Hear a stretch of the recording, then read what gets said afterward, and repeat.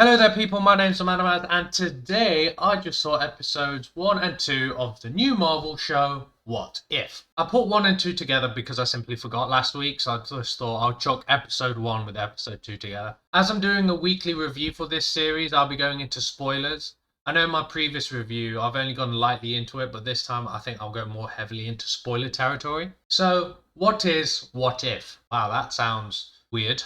It's an animated anthology series set in the MCU, where the series explores alternate timelines in the multiverse that show what would happen if major things from the MCU would happen differently. Basically, the MCU got so big that they can write their own fan fiction. I've never really been into single episodic stories in a show, like I've always preferred a longer narrative. And this show does feel like a filler series that can easily be missed between movies or other live action shows. But Marvel has most people by the balls, so a lot of people will watch it anyway. But honestly, it's off to a good start. I really like the animation style they used, and I like how they kept the sounds and soundtrack from the movies. And I also like how most of the actors came back for it. So, in this first episode, we see Peggy take the super soldier serum instead of Steve to become Captain America / Britain / Carter. I don't know. I think it's Carter. Yes, it is Captain Carter. I simply forgot, my bad. And this episode mirrors Captain America, the first Avenger, in so many ways. In fact, the major plot points of that film is basically condensed into 30 minutes. For example, taking the serum still goes to shit, the Howling Commandos get captured and rescued, the Red Skull still wants to take over the world, and Peggy, instead of Steve, gets placed out of time. Though I'm pretty sure they retcon time travel again in the MCU. I quite like the differences made in this timeline. I've always liked the Peggy Carter character, and she's a believable character that's worthy of taking the serum. I do hope we see more of her, as I think this version of the character is really good. So, where does this leave skinny Steve Rogers? Well, he can still pull Peggy, that's for sure. During the episode, Peggy and Howard get the Tesseract a lot earlier compared to the film, so Howard uses it to make the Hydra Stomper.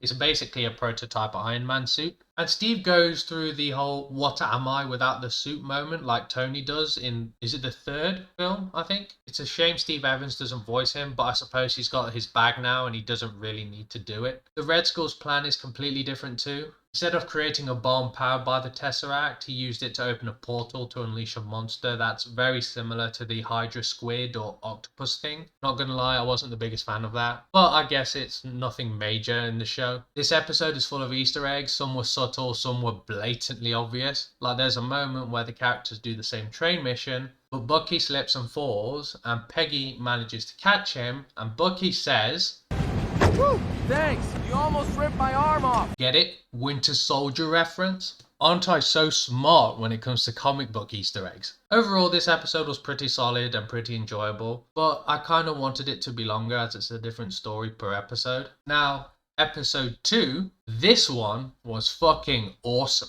So the fuck up in this timeline is that the Ravengers pick up T'Challa instead of Quill because Taserface and Kraglin are crap at their job. Like, how do you get them confused? One's white and the other's black. Oh, for fuck's sake.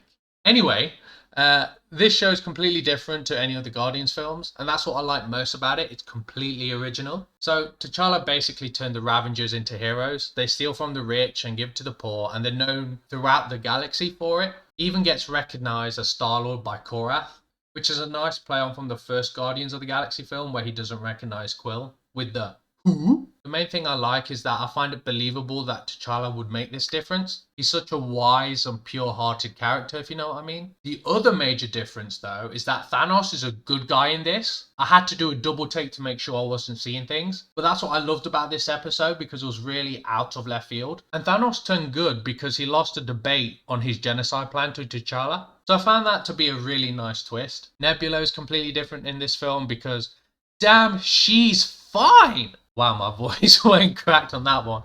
But damn, she looks good.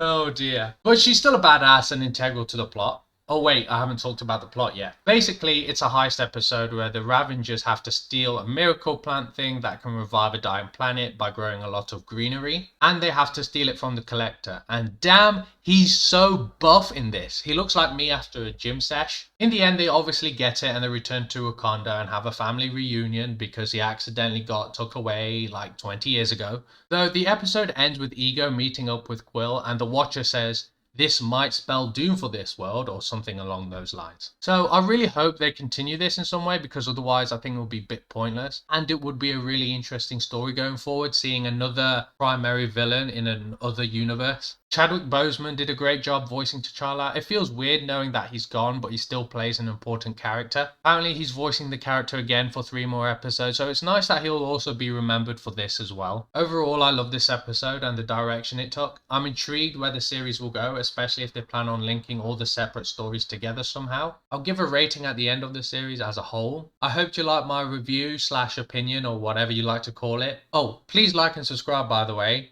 and see you next time. Peace.